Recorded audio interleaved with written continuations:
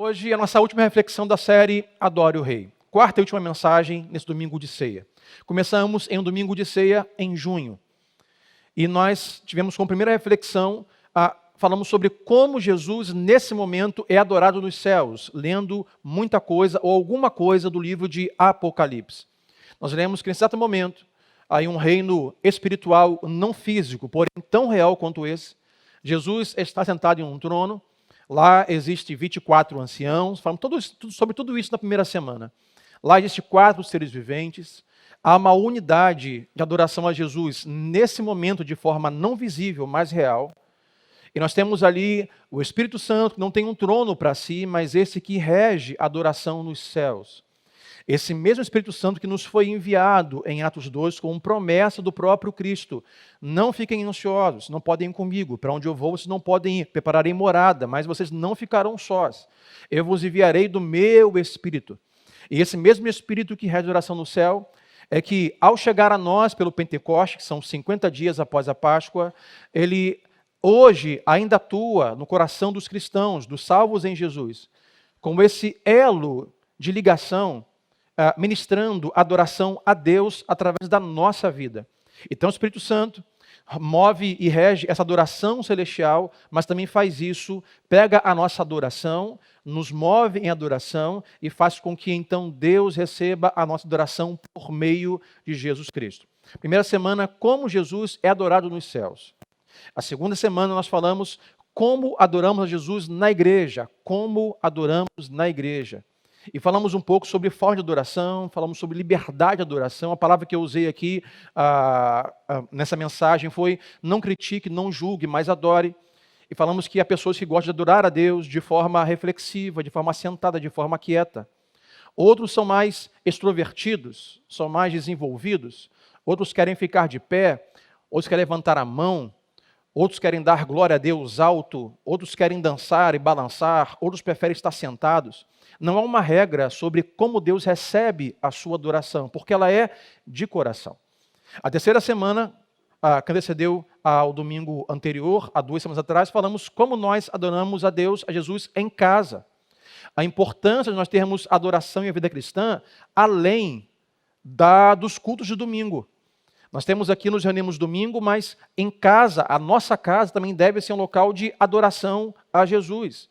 E falamos que todo movimento de Pentecoste, ou adoração, ou novos cristãos, nós lemos alguns textos em Atos, eles aconteceram nas casas.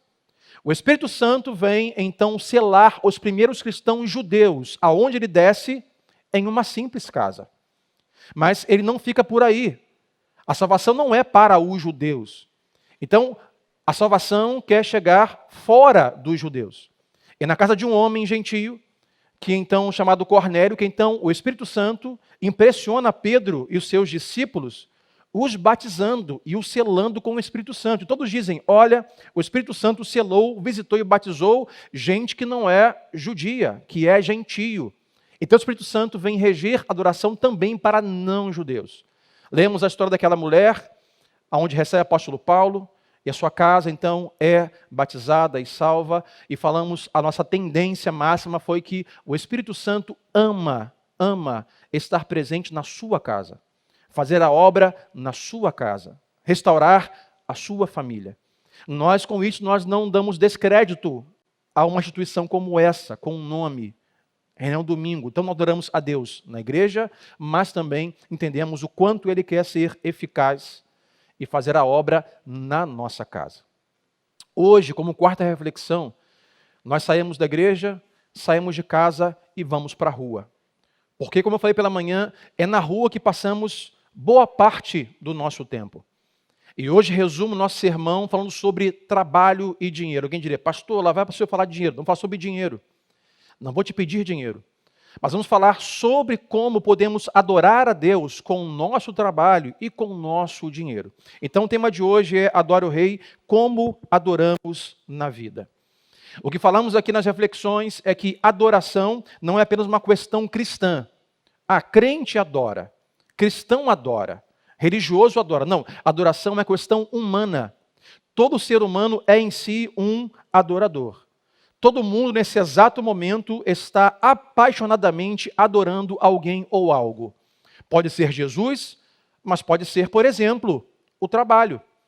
Hoje, um século, as pessoas adoram o seu trabalho. Como assim, pastor, adora o trabalho? Esse microfone aqui, só misericórdia. Como assim adora o trabalho? Nós lemos que a adoração tem muito a ver com sacrifício. Tem pessoas que fazem todo o sacrifício necessário pelo seu trabalho. Não levante a mão. Quem aqui trabalha de madrugada, trabalha sábado, domingo, nós não temos tempo. Nós abrimos mão de um tempo com o cônjuge, abrimos mão de um tempo com a família, abrimos mão de tempo com o filho por causa do trabalho. Sacrificamos tudo, às vezes, por causa do trabalho. Então, podemos ter o trabalho como o nosso Deus. Trabalhar de forma sacrificante, sem medida, o que chamamos de workaholic, é praticamente uma doença. Trabalho, trabalho, trabalho, trabalho. Outros, por exemplo, podem fazer do dinheiro o seu Deus. Qual é o caminho da riqueza? Como ficar rico? Como ter posses? Como ser bem-sucedido a qualquer preço, a qualquer custo? Isso muitas vezes vale o seu caráter. Isso muitas vezes vale a sua integridade, não só social, mas bíblica e cristã. Então, a adoração não é uma questão simplesmente cristã, a adoração. É uma questão humana. Outras pessoas adoram o hobby, adoram o filho, adoram o pet, faz qualquer coisa por aquele item, por aquele algo, por aquela pessoa, sacrificam. Isso é ser um adorador. Então, a melhor maneira de nós não adorarmos o trabalho e nós não adorarmos o dinheiro, ou seja, a melhor maneira de não fazermos o trabalho, meu Deus, e o dinheiro, meu Deus, só há um jeito. Pastor, como eu faço para não fazer do meu trabalho, meu Deus? É você adorar a Deus no e pelo seu trabalho. Como eu faço para não fazer do dinheiro e da riqueza o meu Deus? É você adorar a Deus com o seu dinheiro e com as suas riquezas. Pastor, é pecado ser rico? Claro que não. Não é pecado ser rico. Não é pecado ter posses, nem bens, nem imóveis, nem carros. Não é pecado nada disso. A questão é se você consegue, por meio disso, usar isso para adorar a Deus, o trabalho ou o dinheiro. Essa é minha intenção com você nesta manhã. Porque amanhã, essa noite, amanhã, segunda-feira, nós vamos para a labuta, nós vamos trabalhar. Vamos buscar o sustento, pagar as contas. E se Deus nos abençoar, também queremos é só pagar a conta. Nós queremos ter um pouco mais de conforto. Nós queremos ter um pouco mais do que nós tínhamos. A questão é o quanto isso vai custar e o quanto isso vai ocupar o nosso coração. Então vamos lembrar o que falamos durante toda essa série de mensagens. Pastor, o que é adoração? Eu leio Hebreus 13, 15 e 16. Nós refletimos que a adoração são duas coisas. A adoração é um ato íntimo, secreto, vertical para com Deus, mas também é uma ação, é testemunhar, é algo expresso, é algo externo que vai atingir as pessoas. Hebreus 13, 15, você vai dizer assim: por meio de Jesus, portanto, oferecemos continuamente a Deus um sacrifício de louvor, que é fruto de lábios que confessam o seu nome. Então, a adoração é você sacrificar-se para Deus em louvor, em adoração, que falamos, que envolve as suas mãos, os seus lábios, confessar o nome de Jesus, se expressar, é algo que Deus recebe, é você para com Deus. Não depende de ninguém, e não é para ninguém, é você e Deus. Mas, 16, o versículo vai dizer: e não se esqueçam de fazer o bem e de repartir com os outros o que vocês têm, pois de tais sacrifícios Deus se agrada. Então, a adoração é algo íntimo com Deus, mas também é algo externo, é algo que testemunha. Adoração é algo que Deus recebe, que é nosso com Deus, mas também adoração é algo que atinge as pessoas, que influencia as pessoas, abençoa as pessoas, testemunha de Deus para as pessoas. Então, diríamos que adoração não pode se chocar nesses dois âmbitos, nesses dois locais. Alguém dizer que é um adorador e louvar, e cantar, e dizimar, ofertar, fazer o que for necessário para Deus se agradar, mas a sua vida social não testemunha a obra de Deus. Adoração é algo espiritual, mas também algo físico em sua prática diária. E hoje, para não falarmos sobre trabalho, precisamos entender quais são as duas visões, ou as duas cosmovisões que estavam no Novo Testamento e que hoje ainda atingem a igreja ocidental, seja ela católica ou protestante. Na época de Jesus, na época dos apóstolos do Novo Testamento, existiam duas visões principais de mundo sobre trabalho. A primeira delas era a visão grega antiga.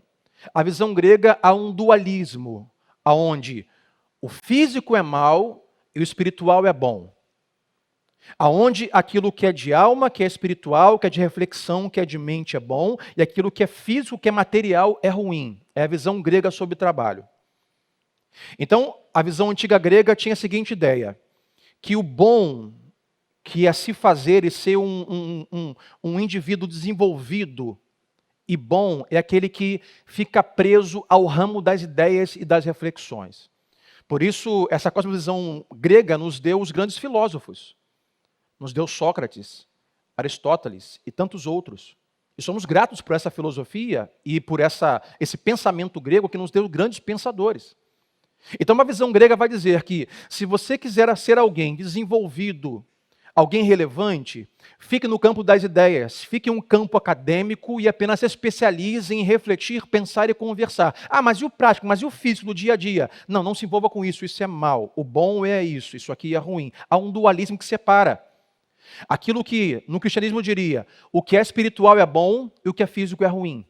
Observe que hoje ainda há uma visão ocidental influenciada por essa visão grega antiga de trabalho. Ainda hoje alguns cristãos acham que adorar a Deus é aquilo que eu faço de forma espiritual e não que eu faço de forma física, no meu trabalho, na minha vida, na minha faculdade, na minha academia. Mas além de uma visão grega sobre trabalho, que exclui o trabalho manual, naquela época tinha forte a visão romana de trabalho. E qual é a visão romana de trabalho? A visão romana diz, o trabalho manual ele é inferior, é indigno. Então o que faremos? Aonde o governo romano passava, ele conquistava uma nação, uma cidade, pegava homens e mulheres, escravizava e colocava para trabalhar para eles. Então a visão romana é o seguinte, eu sou um romano, eu lavo minha louça? Não, quem lava? Uma escrava ou um escravo. Eu limpo a minha piscina? Não, quem lava é um escravo ou um servo meu. Ah, quem paga as minhas contas? Eu vou ao banco? Eu vou ao banco nada, vou escravizar alguém para poder o banco pagar as minhas contas. Então a visão romana, uma visão um pouco de império, de nobreza, onde nós não colocamos a mão na massa, nós temos servos que fazem isso para nós. Então o cristianismo e o evangelho nasce nesse berço, aonde a filosofia grega vai dizer que o espiritual, o reflexivo é bom e o que é natural não é bom, e uma visão de que se coloque acima e o trabalho são para os serviçais. Use pessoas e viva uma vida tranquila e não trabalhe e coloque pessoas simples para trabalhar para você. Essas eram duas visões que tinham na época de Jesus e dos apóstolos. Passam-se o tempo e aí se palavra que travou. É consolidado, então, uma primeira visão religiosa baseada nesses dois pensamentos, o grego e o romano. Chega o catolicismo. Nós amamos os católicos, nada contra os católicos, nem o catolicismo, mas sobre trabalho hoje eu preciso falar mal. O catolicismo nasce com a seguinte ideia. Existe um padre e ele é o modelo do que é um trabalho que adora a Deus. Esse homem, esse está o primeiro equívoco, segundo a fé cristã, ele é o mediador entre Deus e os homens. Então é por meio dele que nós chegamos a Deus, por meio das suas orientações de penitências e rezas. Mas esse homem nos dá o seguinte modelo. Quem quer adorar a Deus com o seu trabalho, com a sua vida, deve se excluir do mundo, deve se prender em um mosteiro, deve morrer virgem, por isso que eu digo, é uma péssima ideia, ao meu ver.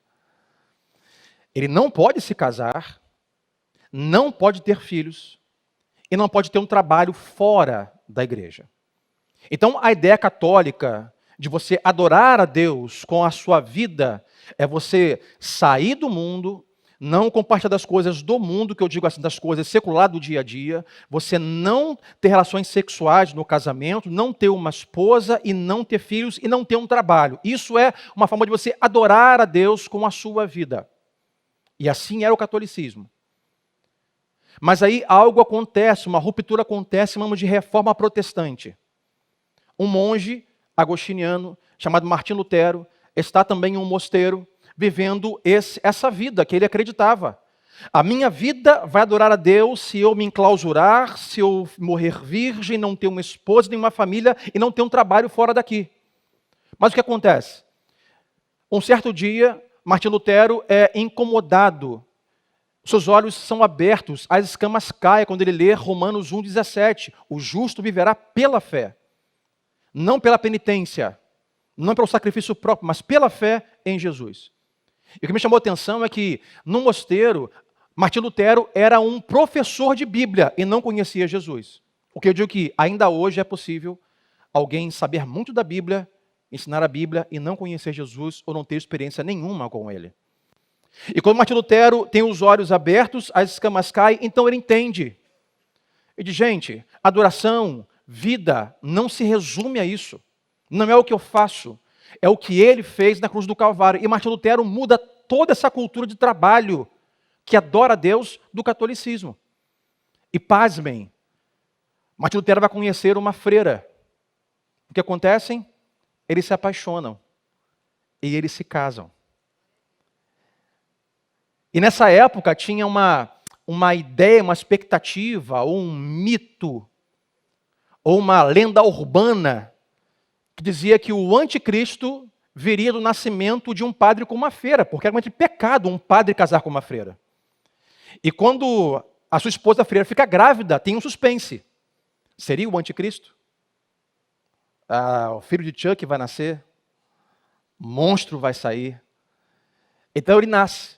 Ele tem outros filhos. E a reforma protestante por Martim Lutero transforma a ideia de trabalho com uma visão de adoração a Deus. Agora Martim Lutero tem um trabalho fora da igreja, tem uma esposa, não é mais virgem, tem filhos.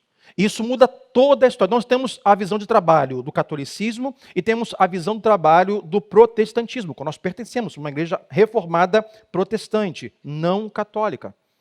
E Martim Lutero pregou e falou muito sobre essa ideia de você adorar a Deus com a sua vida, que envolve o seu trabalho e o seu dinheiro. Eu vou ler 3 citações do Martim Lutero aqui nesta noite. A primeira delas.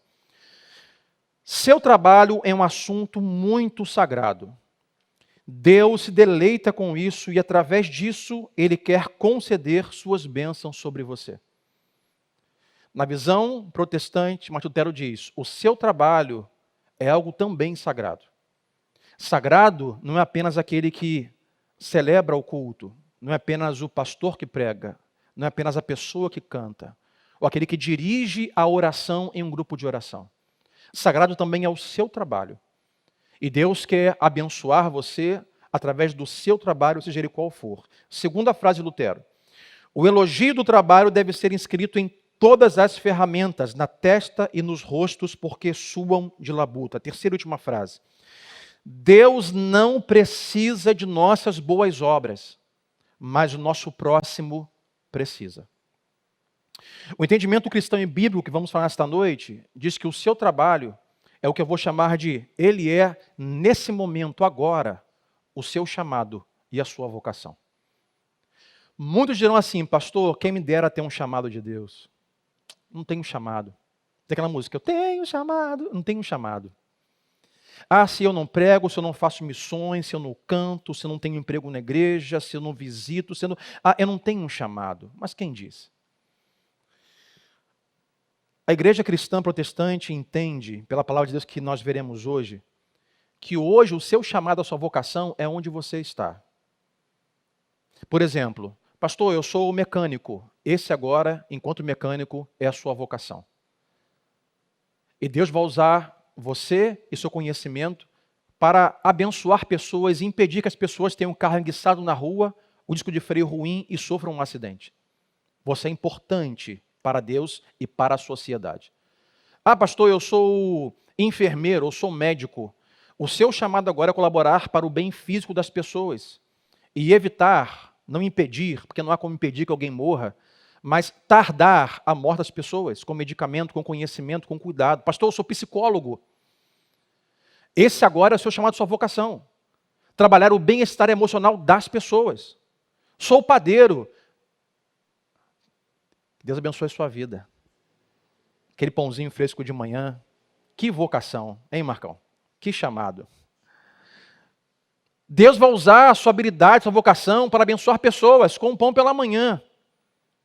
Vocação e chamado, ou seja, Deus não chamou alguns. Ah, o pastor Sandro foi chamado, não, eu não. Não, Deus chamou a todos os seus, como vocacionados na história.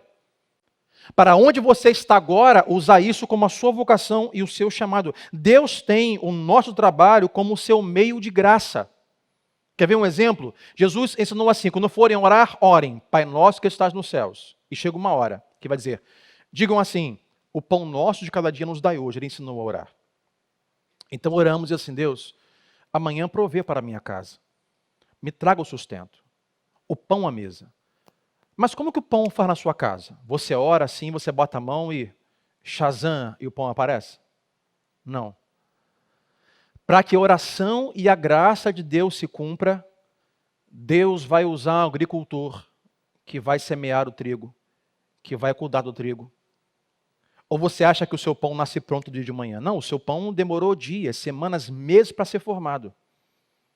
E após a agricultura fazer o trabalho, então o trigo vai ser colhido, vai ser moído, peneirado, ensacado, talvez use estradas e passe de sul ao sudeste para chegar na sua padaria, o trigo. E Deus vai usar então o padeiro para fazer o pão. E quando chega o pão na sua casa que você orou, Deus usou muitas vocações e funções para te agraciar. Portanto, todo trabalho é uma vocação e é um chamado. Se nós temos na leitura grega antiga, que vamos ficar no ramo do pensamento, e dos romanos, não vamos fazer nada, vamos apenas contratar serviçais para fazerem. E o catolicismo não, trabalho que adora a Deus é enfurnado numa igreja, sem família, sem trabalho, sem nada. O protestantismo muda tudo isso. Você adora a Deus, como eu falei, na sua igreja, na sua casa, na sua família, com o seu casamento e com o seu trabalho. Observe que em uma cultura, os discípulos e Jesus nascem em uma cultura que tem esses dois paradigmas. Fique no campo da reflexão ou tenha escravos para trabalhar para você. Por isso o evangelho é totalmente contracultural. O evangelho nasce em uma sociedade onde as crianças do Império Romano não trabalham, não têm tarefas e não têm responsabilidade. É por meio da reforma protestante que Lutero e os pós-reformadores começam a ir a locais e países e agora crianças e jovens começam a ter responsabilidade e fazer as suas coisas. Agora observe comigo, abra um parênteses. Se hoje também no meio ocidental não é muito do que temos, perceba comigo. Hoje nós temos pais que entendem que uma forma de zelar e cuidar dos seus filhos é evitando que eles tenham trabalho. O meu filho vai ser um grande cidadão se eu der para ele o melhor professor, a melhor igreja, a melhor geração vida, o melhor amigo, o melhor patinete, o melhor videogame, a melhor stream de assinatura de TV, o meu filho, e nós privamos nossos filhos de responsabilidades. O evangelho é contracultural. O evangelho é sobre responsabilidade, sobre trabalho. Tem uma pesquisa que eu trouxe para nós, um sociólogo chamado Max Weber, em 1904, tem muito tempo. Ele fez uma matéria, um estudo social, o que chamou de A Ética Protestante e o Espírito do Capitalismo. A conclusão que ele chegou, ele estudou a economia dos países aonde a reforma protestante chegou, ele chegou à cultura dos países, o crescimento social. Ele percebeu que aonde a reforma chegava, esse entendimento de trabalho, de responsabilidade, de adorar a Deus fora da igreja com o seu trabalho, aonde o protestantismo chegava, crescia a cultura, crescia a economia, crescia o social. Se você hoje tem grandes faculdades, e grandes bancos, e grandes empresas, e grandes meios acadêmicos mundiais, como na Suíça, as melhores faculdades que tem, todas foram criadas pelo protestantismo, de Lutero, João Calvino em diante. A igreja teve por uma época uma evidência social muito grande. Por exemplo, Martinho Lutero é um monge agostiniano e ele está em um convento onde a Bíblia só é lida e ministrada por padres e lida em latim. As pessoas, os pobres, não têm acesso à palavra de Deus. Mas Lutero é a primeira pessoa a então traduzir a Bíblia para a sua língua alemã, para que pessoas simples conheçam a palavra de Deus. O Evangelho de Jesus traz transformação na cidade, na cultura e na economia. De que forma? Não da forma grega, nem romana, mas da forma bíblica, com trabalho e com responsabilidade. Então vamos hoje, nossos 3 pontos. Primeiro deles, como podemos adorar a Deus com o nosso trabalho? Quando olhamos Gênesis capítulo 1, versículo 2, nesses 2 capítulos nós vemos que Deus trabalhou 6 dias e descansou 1 dia. Ou seja, pastor, qual é a referência de trabalho que temos no mundo cristão, na vida cristã? O nosso próprio Deus. Ele é um Deus que trabalha. Trabalhou por 6 dias, deu modelo. No 7º, descansa. O próprio Jesus disse, meu Pai trabalha, e eu também. Deus é um Deus que trabalha. A referência que temos, bíblica, é de vida social de trabalho que adora a Deus. Deixa eu abrir aqui um parênteses.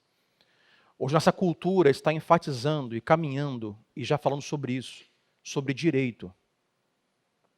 Porque é meu direito ter saúde de graça, ter educação de graça, e não ter que trabalhar para pagar isso. É o meu direito. Hoje corremos um caminho que nos preocupa, onde as próximas gerações estão correndo sérios riscos. Onde hoje os jovens não mais querem trabalhar. Não mais estão trabalhando. Permita-me aqui dizer, estão correndo atrás de algum cartão que o governo dê mensalmente para ficar em casa e comer de graça, estudar de graça. Tem pessoas que precisam, concordamos. Mas nós não podemos entender isso como seu direito. A Bíblia não é sobre direitos. A Bíblia que falamos hoje aqui é sobre um Deus que trabalha e nos dá o exemplo. Trabalhem. Se esforcem.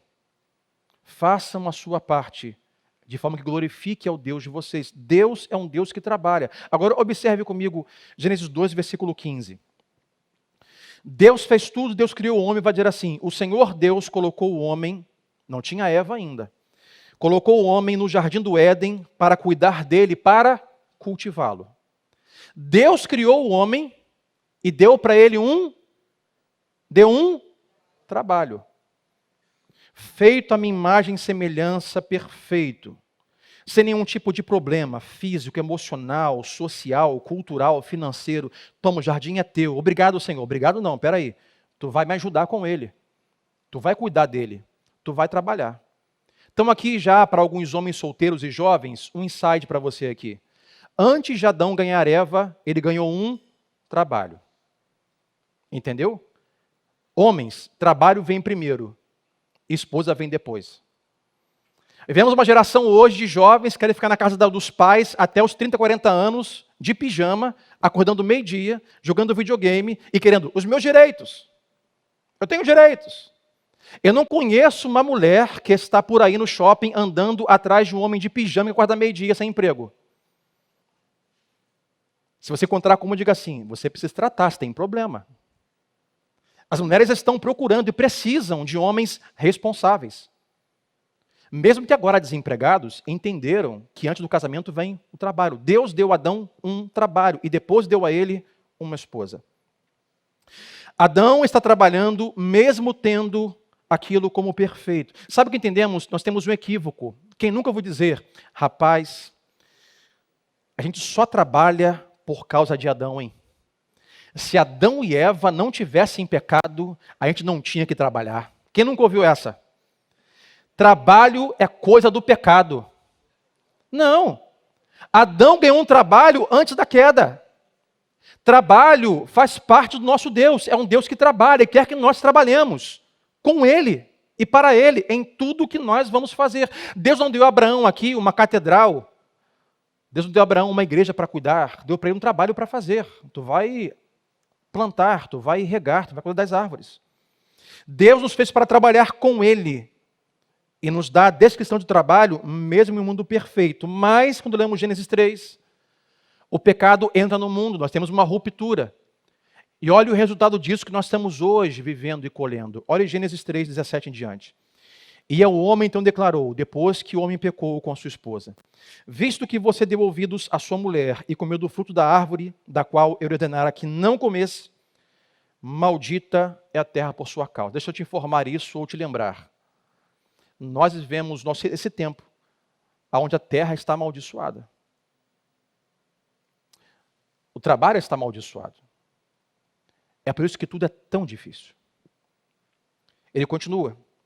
Com sofrimento você se alimentará dela todos os dias da sua vida.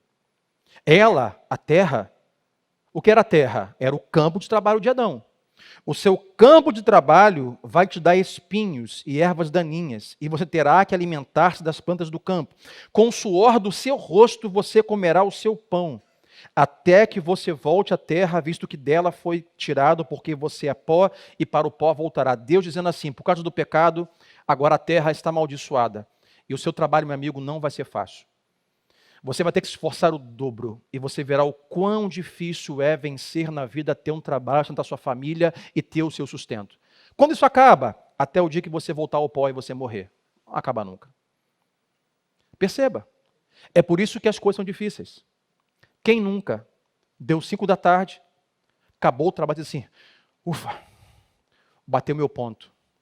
Aí toca o interfone o ramal da sua mesa, chamada no celular, e você precisa ficar até às 8 na empresa. Aí eu tenho um alvo, eu tenho uma meta que seu patrão te coloca. Como é difícil alcançar essa meta de vendas, de coisas. Com o suor do seu rosto você vai lutar, vai ser difícil. Como é difícil hoje se sustentar, se manter empregado, a economia em queda, a cultura distorcida. Por quê? Por causa do pecado. O mundo está e a terra está amaldiçoada. Vai ser muito mais difícil. É por isso que você luta para ter o sustento, para ter o emprego, manter a sua casa, para cuidar dos seus filhos. Falei pela manhã, me lembrei agora. Parece que, mas por que isso acontece? Será que fizeram trabalho para mim? Eu estou agorado? Não, o mundo está assim. Você se alegra com um filho pequeno que nasce, você pega o seu filho, arruma ele, vamos para o aniversário, põe bota um perfume, um talco, arruma, vai no bebê conforto, vai no carrinho do carro, lá você coloca, amarra o seu filho, quando você vai ver, o garoto vomita o carro todo. Não poderia vomitar lá na banheira? Mas não, tinha que ser aqui no carro. Porque as coisas vão ser mais difíceis. Aí você pega a criança, leva para casa, lava a criança, bota lá quando chega na festa, a fralda está cagada. Meu Deus, mas será que essa criança não coopera? Não, o mundo e a vida não cooperam. A Bíblia diz, quando diz que tudo coopera para o bem daqueles que amam a Deus e vivem o seu propósito, é que isso pode de alguma forma colaborar para um bem que você não conhece, mas as coisas vão ser difíceis. Bote currículo, faça faculdade, tente um emprego, as coisas são difíceis. Com o pecado, o trabalho se tornou algo muito difícil. E por causa dessa maldição que está sobre a terra, 2 coisas acontecem hoje também no meio cristão. Primeira delas, pessoas que querem evitar o trabalho. Como eu faço para me sustentar sem ter que trabalhar? Em quem eu voto? Quem vai manter o meu cartão mensal de dinheiro para não ter que trabalhar? E pagar as minhas contas, e comer o meu pão, e comer o meu bife todo dia? Está tão difícil que hoje nós temos uma geração que não quer trabalhar. Atenção, jovens, estamos preocupados com as próximas gerações. Hoje os jovens são os futuros pastores, os futuros líderes, os futuros CEO de empresa, os futuros empreendedores, os futuros políticos. Para onde estamos caminhando? Uma geração que não quer nada com o trabalho. E, pastor, tentei. Deus sabe, hein? Tentei quantas vezes? Tentei uma. Mas, conselho para você. Tente uma coisa, acorde meio-dia, pode ser na hora do almoço. Tira o seu pijama, bota uma calça, tá bem? Existe calça. Bota uma calça, bota um sapato, pega o currículo para a rua e tenta. Pode ser que alguma coisa importante, interessante aconteça. Mas hoje as pessoas querem evitar o trabalho. E é muito difícil, dá muito trabalho. Trabalho dá muito trabalho. O modo que acontece por causa da dificuldade é que hoje pessoas tentam encontrar um atalho. Alguns evitam o trabalho. Outros querem encontrar um atalho. Vem cá, como que eu fico rico de forma fácil? Qual é o segredo, pastor? Em quem eu voto?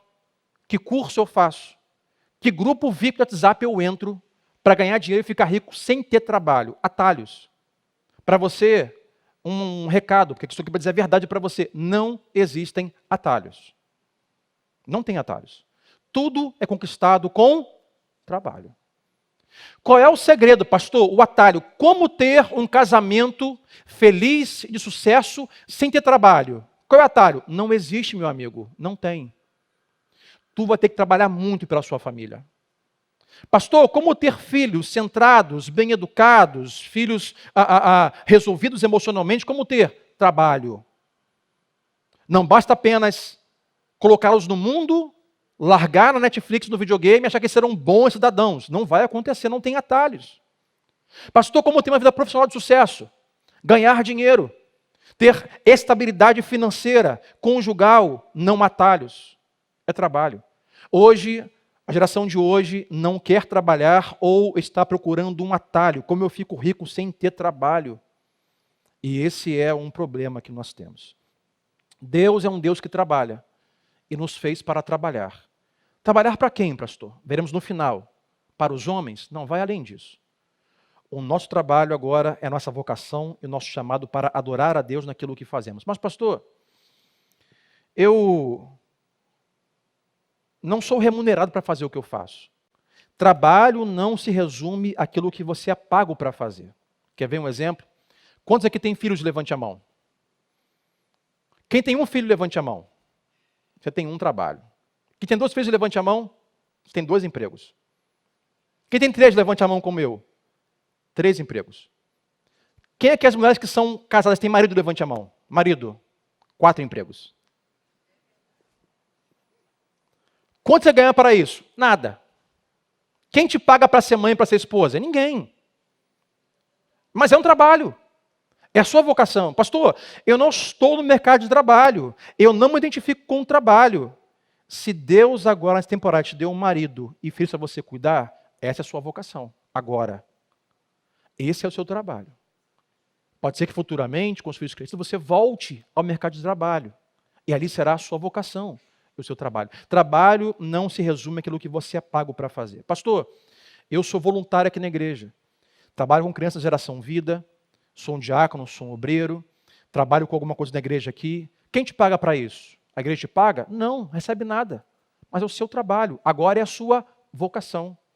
Então faça isso de forma que adore a Deus enquanto você faz, tendo remuneração ou não. Segundo, Cristo e o cristianismo revolucionaram a visão do trabalho. Eu leio Mateus 13:55. Jesus nasceu, cresceu e começou a exercer, então, a sua temporada de anunciar o Pai. E quando ele falava, o texto vai dizer que perguntaram assim: vem cá, não é esse aquele filho do carpinteiro?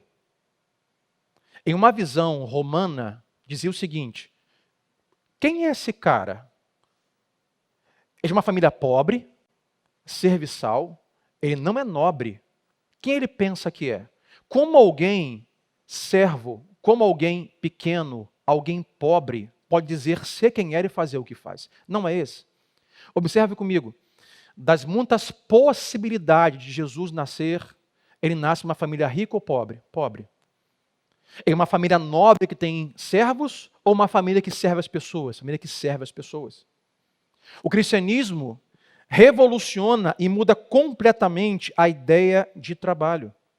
Agora observe que algumas pessoas vão dizer assim: pastor, Jesus viveu 30 anos e com 30 para 31 ele começou a exercer o seu ministério. Resposta errada. Todos os seus 30 anos foi o seu ministério. Tudo que ele fez foi em adoração ao Pai. Quando criança, quem sabe, ajudava sua mãe com as tarefas de casa. Quando adolescente, ajudava os seus pais na carpintaria, fazendo móveis, cadeiras e mesas. Tudo isso era a sua vocação. Por um tempo, ajuda minha mãe. Nesse tempo, ajuda meu pai. E nesse tempo, separo discípulos. Tudo o que fazemos é chamado, é vocação e é ministério. As pessoas dizem assim: quem é esta pessoa? E agora imagine se nós trouxéssemos essa interpretação para os dias de hoje. Como seria hoje, se isso acontecesse? Você vai trocar a hora do seu carro e tem lá um um jovem trocando óleo do seu carro, como essa visão aí, né, de Jesus católico, barbudo, olho azul. Assim, rapaz, você não me é estranho, hein? Qual é o seu nome? Jesus. Ah, você é o Jesus que disseram que viria? Sou eu mesmo. Mas que você está trocando meu óleo? Não, mas eu quero trocar o seu óleo, Senhor. Quer que troque a palheta, que veja a água do radiador, que enche o pneu? Você não pode fazer isso. Não, tem que fazer isso. Esse agora é o meu trabalho. Não chegou a hora ainda de separar discípulos. Agora está na hora de trocar o seu óleo. Vai na mecânica fazer negócio do seu carro, assim, rapaz, te conheço em algum lugar. Ah, o borracheiro, qual é o seu nome? Jesus. Jesus, você é borracheiro? Ah, não, sou borracheiro. Mas você não é filho de Deus? Sou sim, mas trocando pneu, agora é hora de trocar o pneu do seu carro, Senhor. Essa agora é a minha vocação, esse é o meu chamado. Então eu penso no seguinte, se não há profissão inferior ou pequena demais para Jesus, como fazer uma mesa, carpintaria, qualquer função, nenhum serviço é inferior para nós. E uma visão romana é o seguinte, não, você não merece isso. Aí eu volto de novo ao século de hoje, do merecimento. Não, você merece algo melhor. Você merece algo muito melhor. Não, não se contente em trabalhar nessa empresa, ter essa função. Isso aqui é muito pequeno para quem é servo de Deus. O seu lugar é na chefia, porque Deus vai te honrar. Essa é a visão de hoje que nós temos, infelizmente. Que Deus vai te honrar. Deus chamou para ser cabeça e não cauda. Essa é maravilhosa. Deus chamou para ser patrão e não empregado, cara. Deus não te chamou para ser o borracheiro. Deus te chamou para ser o cara da BMW que o borracheiro troca o pneu. Essa visão que temos. Que trabalhos são inferiores para os cristãos. Não é isso que o Evangelho ensina. Se nenhum trabalho foi inferior para Jesus, nenhum trabalho deve ser inferior para nós. O cristianismo muda completamente. A ideia grega de fique no campo da reflexão e não faça nada. E a ideia romana, não trabalhe, tenha pessoas inferiores para trabalhar com você, porque você é filho de Deus, você está por cima da carne seca. Não é isso que o Evangelho ensina. Lucas 22, do 24 ao 27 vai dizer assim. Surgiu também uma discussão entre eles quem? O discípulo de Jesus, dois irmãos, acerca de qual deles era considerado o maior. Jesus então disse, os reis das nações dominam sobre elas e os que exercem autoridade sobre elas. Mas, 26, mas todavia, porém, entretanto, contudo, vocês não serão assim. Pelo contrário, 27, pois quem é maior, o que está à mesa ou o que serve? Não é o que está à mesa? Mas eu estou entre vocês como quem serve. Jesus diz, o cristianismo ensina que Jesus como modelo que nós seguimos, nós estamos aqui para servir a Deus e as pessoas. Como, pastor? Com o seu trabalho. Ah, eu sou mecânico, sirva as pessoas, adora a Deus com a sua mecânica. Eu sou contador, sirva a Deus com a sua contabilidade e ajude pessoas a não serem presas pelo imposto de renda. Ah, pastor, eu sou fisioterapeuta e vou usar, agora essas semanas que vem, essa medicina. Precisaria fazer fisioterapia. E são pessoas que com o seu conhecimento vão me agraciar com o padeiro da sua rua, como o caixa do mercado que você frequenta. O que difere ele de você e de mim? Nada. Deus dá vocação e chamado a todos aquele que Ele salvou. Jesus diz, vocês não devem ser assim, se preocuparem em ser o maior, mas sejam como quem serve. Agora ali, 2 Tessalonicenses 3, 10 a 11. Se você quiser e puder, tire a mão da Bíblia e segure a cadeira, porque eu vou ler para você. Paulo dizendo, quando ainda estávamos com vocês, nós lhe ordenamos isto. O que, Paulo? Se alguém não quiser trabalhar, também não coma. Pois ouvimos que alguns de vocês estão ociosos, não trabalham. Antes da internet, hein, gente? Mas andam se intrometendo na vida dos outros. Antes da internet. Paulo diz, estive com vocês e já vi uma geração que não quer trabalhar, talvez no ramo da reflexão do pensamento. Vamos só pensar e debater e conversar. Digo para vocês, não trabalha, não pode nem comer. Aí voltamos a uma geração de hoje, os meus direitos. Mais uma vez eu insisto, vem eleições aí, gente. Em quem eu voto para manter o meu cartão para eu comer de graça, estudar de graça, sem ter que trabalhar. Paulo diz, não trabalha, deveria nem comer. Por que vocês não trabalham? Porque vocês estão muito ocupados, estando ociosos, ou seja, o ócio de estar ocupado com a vida dos outros e não trabalham. Constantemente pessoas me procuram você com o celular e falam assim, pastor, aqui você viu? Porque o artista fulano de tal declarou que agora ele é isso, que agora vem a bomba aí, porque a Rússia é o anticristo e tal. Você viu? Eu falei, irmão, não vi, estava muito ocupado. Eu estava muito ocupado trabalhando, fazendo minhas coisas, não deu tempo de ver isso. Tem gente que vive o dia inteiro, sim ou não, gente? Grupo de WhatsApp, vendo conspiração de final de mundo, do anticristo, que fulano saiu do armário, que não sei o que lá, e assim vai. Só isso. Você viu? Eu falei, meu irmão, arruma o que fazer, cara. Quando você arrumar o que fazer, você não vai ter tempo de fazer isso. Se ocupe com um trabalho que adora a Deus, não se ocupe com o ócio de ficar investigando a vida dos outros. Isso é antigo, antes da internet. A Bíblia nos convida a nós servirmos a Deus com o nosso trabalho. A Bíblia diz, crente, trabalha crente, serve crente. Ocupe as empresas, ocupe e povoe as nações. Sirva as pessoas com a vocação e o dom que eu te dei. Não é à toa que você teve a possibilidade de fazer essa faculdade, fazer esse curso, ter esse conhecimento, tem um propósito com isso. Você pode fazer isso, e quando faz isso, você adorar a mim, claro. Você pode fazer disso o seu Deus.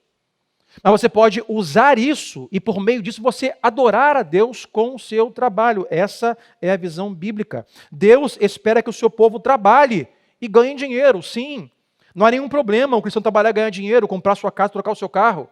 A questão é se você vai fazer disso o seu Deus ou não.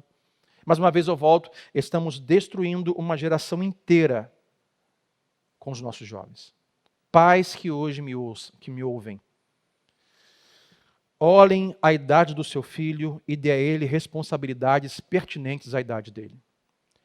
Não vai pegar uma criança de 4 anos e pedir para te ajudar a cortar a carne, cortar um bife com uma faca desse tamanho. Mas tem coisas que seu filho já pode fazer. Ensina o seu filho que o trabalho é o que dignifica o homem. Vou te dizer, hoje uma geração de jovens que estão já 30, 40 anos morando com seus pais de pijama, acordando meio-dia, vendo TV a cabo e jogando videogame. As mulheres hoje estão sofrendo. Porque está difícil de encontrar homem de verdade, gente. Está difícil. Os homens não querem nada nos dias de hoje. Os jovens serão os futuros presidentes, gestores, pastores e líderes. Aonde nós vamos chegar? Essa responsabilidade hoje está com você, pai e mãe. De levar os seus filhos a terem responsabilidades concernentes à sua idade. O seu quarto, você arruma. A louça, ajuda que mamãe lava o seu prato. A sua roupa, você organiza. O seu quarto, você varre. A mãe poderia varrer? Poderia. E amaria fazer e servir o filho. Mas temos que ensinar os filhos a terem responsabilidades. 1 Coríntios 10, 31. Paulo vai dizer assim: assim, quer vocês comam, bebam ou façam qualquer outra coisa, façam tudo para a glória de Deus. Os cristãos devem estar conscientes de por que e por qual razão fazem o que fazem. Por que você tem essa profissão?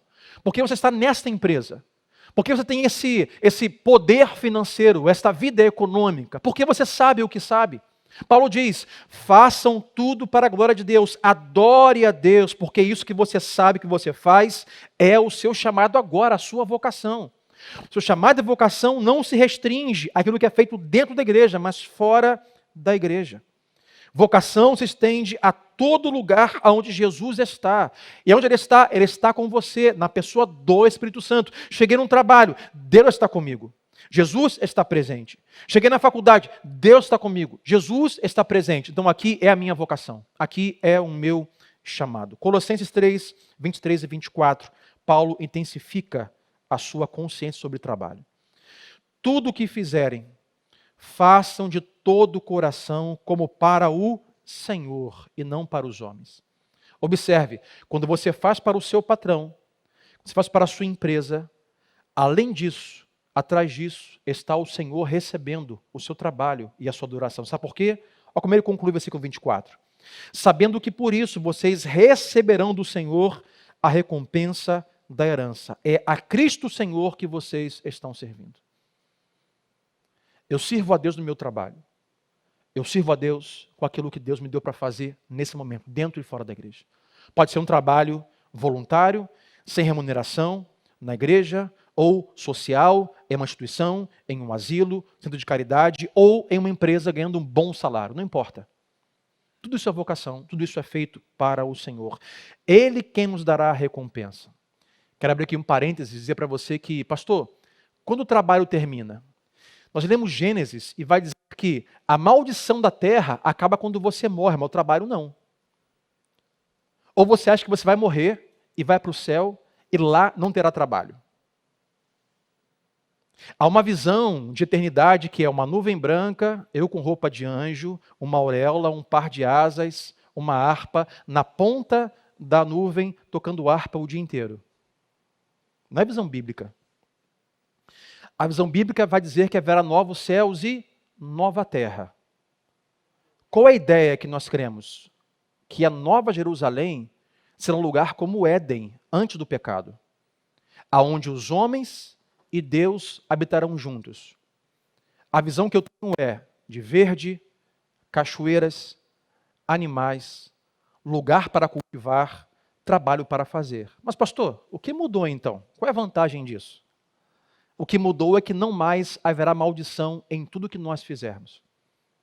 Tudo que nós fizermos será abençoado. Paulo vai dizer, vocês receberão a recompensa de Deus pelo trabalho que fazem aqui. É como se o trabalho aqui na terra fosse uma antessala, fosse uma entrevista para aquilo que você fará e receberá de Deus na eternidade. O trabalho vai continuar, porque Deus é um Deus que trabalha constantemente. O trabalho é adoração a Deus e testemunho aos outros. Paulo diz, quando fizerem ao seu patrão, fizerem ao seu pai, ao seu filho, ao seu pastor, ao seu amigo, ao seu empregado, entenda que no final você está fazendo para Deus, porque as pessoas estão olhando o seu testemunho. E eu conto uma história que li diz que um jovem recém-formado na faculdade foi procurar seu primeiro emprego em um hotel, para trabalhar naquele hotel. Entrevista com o concierge, o responsável do hotel, falou assim, me diga jovem, formou-se em quê? Formei-me em letras. Mas o que você ama fazer? Eu sou cristão e eu amo ensinar a Bíblia. Eu quero ser um teólogo quando eu crescer. Boa coisa. E o patrão era cristão. Boa coisa. Então você é um cristão? É um cristão. Tá ok. A vaga é sua, mas deixa eu te dar uma consciência, um conselho. Qual é? Se você aqui na empresa vai dizer que é um cristão, então trabalhe como um cristão. Ou não diga que é um cristão. Se você vai dizer que é crente aqui na empresa, trabalhe como um crente, ou não diga que você é crente. E não envergonhe o nome do seu Senhor. Chegou um certo dia que aquele patrão encontrou aquele jovem no horário de trabalho lendo a Bíblia. O patrão chegou que está lendo a Bíblia, patrão. Você não pode fazer isso. Aí levou um susto. Meu patrão é crente, falou que é boa coisa ser crente. Estou lendo a palavra de Deus para dizer que eu sou crente. Não posso ler? Não pode ler. Leia a Bíblia no ônibus vindo para cá, no horário de almoço que é seu, ou quando for embora. No seu trabalho, não leia a Bíblia. No trabalho, você trabalha para o seu patrão que está pagando pelo seu horário. Eu falei, eita, é verdade. Falamos sobre os 10 mandamentos uma certa feita, anos atrás, falei sobre isso. Não roube, pastor, não me identifica, eu não roubo ninguém. Não, se você no seu trabalho, você faz um trabalho para você, ou para alguém que não é o seu patrão, o nome disso é roubo. Um cristão adora a Deus com o seu trabalho, trabalhando para o seu patrão no horário que foi pago para fazer. Então já vai acontecer para você botar em prática amanhã. E pastor, eu passo a tarde toda fazendo coisa para mim, para minha mãe, para meu pai, para meu tio, que fica pedindo as coisas para fazer no meu trabalho. Isso está errado, você não pode fazer isso. E esse homem advertiu o jovem. Seja um cristão, mas se comporte como um. Se você falar que é cristão, está lendo a Bíblia, durante o trabalho, os não cristãos vão dizer assim, ué, mas ele não trabalha? Todo mundo ralando, mala para cá, prato para lá, descarrega carro, ele lendo a Bíblia. Isso está errado, e está errado. Então faça você pensar hoje, Seu trabalho. Se vai dizer que é um cristão, trabalhe como um cristão. Pastor, como um cristão trabalha? Dá um testemunho. Ele chega na hora, ele fica até o final, não faz outra coisa a não ser o seu trabalho no horário que foi pago para fazer.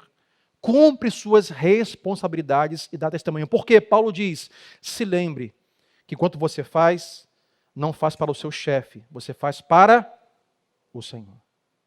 Adorando a Deus com o seu testemunho. E por último, trabalho e agora dinheiro. O dinheiro pode ser o nosso Deus, ou podemos usar o dinheiro para adorar a Deus. O texto principal bíblico, Mateus 6, 24, adorando a Deus com o seu dinheiro, todos conhecem, Jesus diz, ninguém pode servir a dois senhores, pois odiará um e amará o outro, ou se dedicará a um e desprezará o outro. Vocês não podem servir a Deus e ao dinheiro. Pastor, mas qual é o limite disso, de você buscar rendimento e ter dinheiro, e buscar riqueza, e buscar bens, já que não é pecado? Vai chegar um momento que você vai perceber que você ir nessa direção vai corromper o seu caráter, o seu pensamento, as suas ações, com coisas ilícitas e erradas. Nesse momento você vai ter que parar e decidir quem é o seu Deus. Se eu quero muito esse dinheiro, eu vou romper com a Bíblia, vou romper com o caráter cristão, vou romper com a palavra de Jesus e vou dar um passo à frente, vou buscar esse dinheiro porque eu quero esse dinheiro. Isso é adorar o dinheiro. Mas quando chega o momento, vai assim, não, isso aqui, a palavra de Deus, que isso aqui não é o momento, isso aqui está errado, isso aqui é pecado que eu faço, eu retrocedo. O que é isso? O meu Deus é Jesus e não o dinheiro. Nós sempre vamos ter essa linha que vamos ter que decidir se vamos burlar, ultrapassar ou vamos voltar. Não há como em um momento você adorar a Deus e o dinheiro junto. Meu convite a você é você adorar a Deus com o seu trabalho e com o seu dinheiro. Mas como adoramos a Deus com o nosso dinheiro? Filipenses 4,18. Olha o que Paulo vai dizer. Irmãos, recebi tudo e o que tenho é mais que o suficiente. Paulo vai dizer, gente, recebi muito dinheiro de vocês.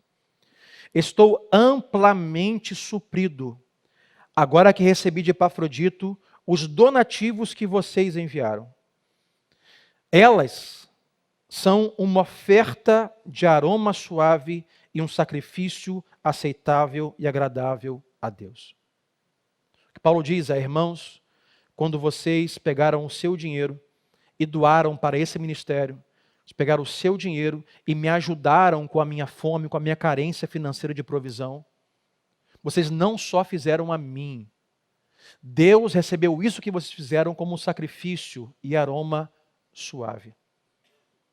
O dinheiro que Deus nos dá para o nosso sustento e para nós abençoarmos coisas e pessoas, dizendo que, olha, o meu coração não está nisso, eu adoro a Deus. Eu louvo a Deus pessoas que todo domingo, ou domingo sim ou não, uma vez por mês, trazem 1 quilo de alimento. Irmãos que trouxeram agasalhos, casaco, roupa, cobertores. Irmãos que fielmente dizimam e ofertam, porque é um ato de fé e obediência.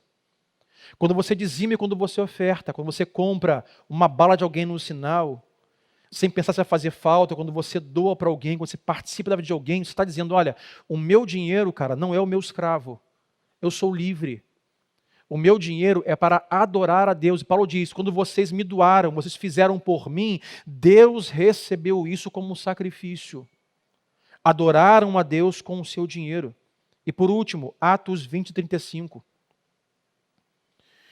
Em tudo o que fiz, mostrei-lhes que mediante trabalho árduo, não há atalhos, devemos ajudar os fracos, lembrando as palavras do próprio Senhor Jesus que disse, há maior felicidade em dar do que receber.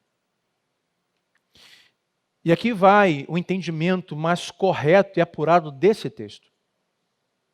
O que o escritor de Atos, Lucas, escreve, talvez as palavras de Paulo, o que ele está dizendo é, meus irmãos, a bênção não vem depois de você dar. Então você não dá para ser abençoado. O dar é que é uma bênção. O dar é que é feliz. Deus pode e quer te abençoar após o dar? Sim. Mas nós não damos para sermos abençoados. O dar é uma bênção. Mais feliz e mais abençoado é você dar do que você receber.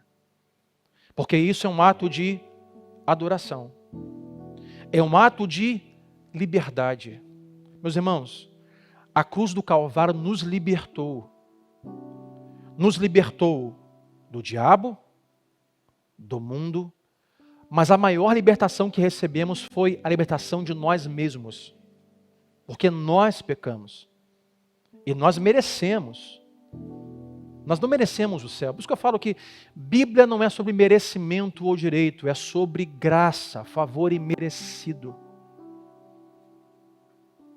Você pode adorar a Deus com o seu trabalho. Entenda isso nesta noite. O tema é adorando a Deus na vida. Pastor, como adoramos na vida? Mude a sua consciência de que, eu não tenho chamado, não sou vocação, sou só um mecânico, sou só uma empregada doméstica, eu sou só uma diarista, eu sou só uma enfermeira, sou só um jovem acadêmico. Eu estou pedindo que Deus me dê um chamado e uma vocação ministerial. Tudo isso é chamado ministerial e vocação. Você pode adorar a Deus com o seu trabalho e com o seu dinheiro. Não há nada pequeno que Jesus não pudesse ter feito enquanto humano como nós. Não há nada pequeno que Deus não use você para isso. Pastor, mas sou só alguém que faz trabalho simples. Ninguém repara o que eu estou fazendo. Deus está vendo o que você está fazendo. E Deus quer abençoar essa sua vocação tão pequena para abençoar muitas pessoas. E com o seu dinheiro, a bênção está em dar e não no que virá após isso. Hoje, em um mundo que fala muito de, abençoado é quem recebe. Abençoado é quem ganha. Abençoado é quem conquista. Não, abençoado também e o feliz é quem dá, quem compartilha, quem reparte, que entendeu que o dinheiro não é o seu Deus, que o trabalho não é o seu Deus. Há uma coisa em comum e uma coisa em desacordo entre a fé cristã e as demais religiões. Uma coisa, todos estão de acordo. Na história, aconteceu alguma coisa que fez com que nós rompêssemos com uma divindade, com um poderoso. Então agora algo tem que ser feito para nós voltarmos à comunhão com essa divindade. Todas as religiões pregam a mesma coisa. Todos concordam. Mas aonde o evangelho se destaca, ou se diferencia, ou é totalmente diferente? Todas as religiões vão dizer assim: você vai trabalhar duro para então voltar a ter comunhão e acesso a Deus. Olha, você precisa reencarnar. Você precisa fazer esta obra.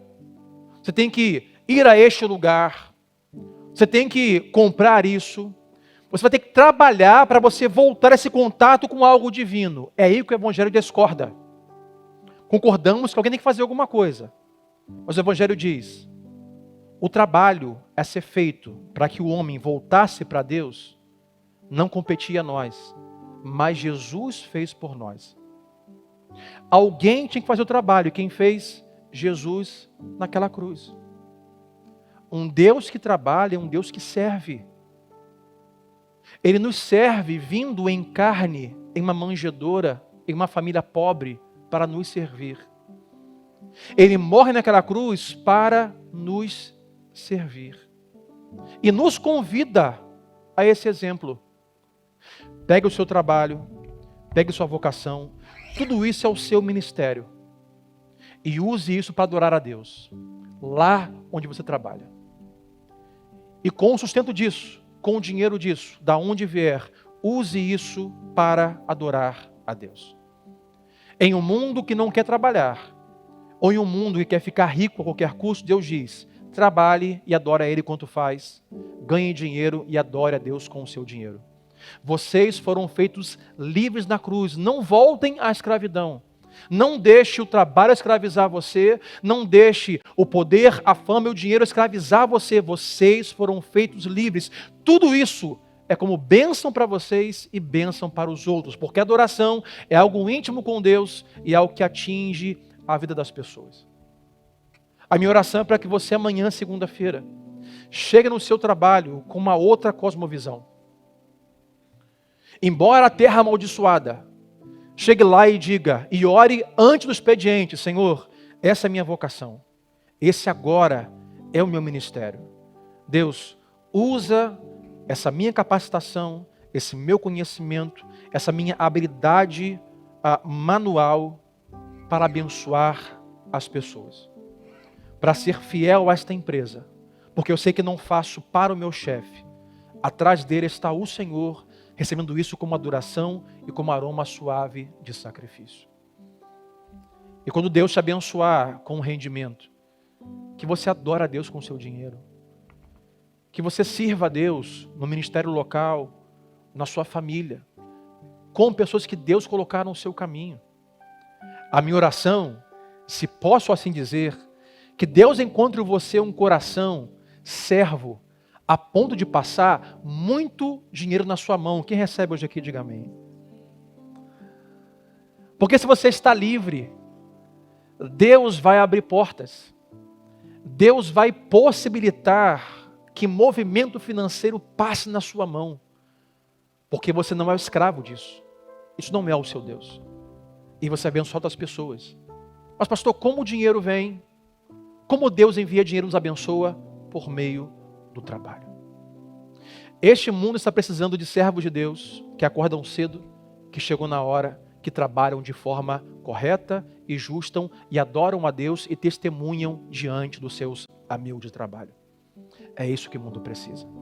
Adora a Deus na sua vida. Para terminar, 3 maneiras de você viver a vida. A primeira delas, maneira egoísta. Pastor, o que é meu, hein? O que Deus me deu, ninguém toma, é meu. Uma outra maneira, o roubo. Não, o que é seu é meu. É o mundo de hoje. O que eu posso fazer para ter o que você tem? Para tirar um pouco de você e trazer um pouco para mim. O que eu faço? Para lesar você um pouco. E a terceira e última bíblica aconselhável é a mordomia. O que é meu é seu. O que Deus me deu, eu vou repartir. O que Deus me comissionou, eu vou testemunhar. Porque há mais alegria em dar do que receber. Sejamos mordomos de Deus nesta vida. Que as pessoas testemunhem para a glória de Deus no seu trabalho, com a sua profissão, porque você é um adorador que adora a Deus com o seu trabalho e com o seu dinheiro. Vamos orar, fique em pé comigo nesta noite.